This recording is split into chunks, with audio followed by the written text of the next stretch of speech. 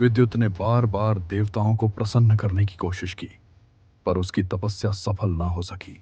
इसी बीच वायु गांव गांव में राक्षसों को हराकर लोगों का रक्षक बन चुका था। पर जलन धीरे धीरे विद्युत के मन को कचोट रही थी। विद्युत तपस्या करते हुए गुस्से में, हे देवताओं, मुझे भी शक्ति दो। मैं वायु से कम नहीं हूं। मैं भी लोगों की रक्षा कर सकता हूं। फिर क्यों मुझे नजरअंदाज किया जा रहा है? विद्युत की यह पीड़ा एक राक्षस ने महसूस की और उसने एक धूर्त योजना बनाई। विद्युत, तू चाहे जितनी तपस्या कर ले, देवता तुझसे कभी प्रसन्न नहीं होंगे। वायु के रहते तेरी कोई कद्र नहीं। विद्युत स्वप्न में चौंक कर, कौन कौन बोल रहा है? असुर, मैं वह हूं जो तेरी जलन को समझता है। यदि शक्ति चाहिए तो देवताओं से नहीं, अंधकार से मांग। विद्युत कंठ कांपते हुए, अंधकार से? असुर, हाँ, इस गुफा को देख, यहाँ पूजा कर और असुर देवता तुझे वह ताकत देंगे जो वायु के पास भी नहीं है। विद्युत नींद से पसीने में भीग कर जाग उठा। उसके सामने अब सबसे बड़ा प्रश्न था, क्या वह देवताओं की राह पर चलेगा या अंधकार को गले लगाएगा?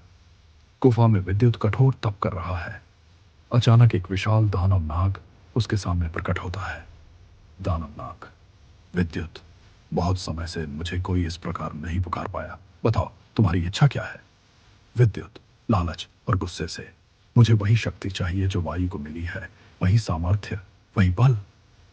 दानव नाग थोड़ा झिझकते हुए, हम तुम्हारी इच्छा कठिन है। ये शक्ति तो देवताओं की है और तुम इसे राक्षसों का वध करने के लिए उपयोग करना चाहते हो। मैं इसे पूरा नहीं कर सकता।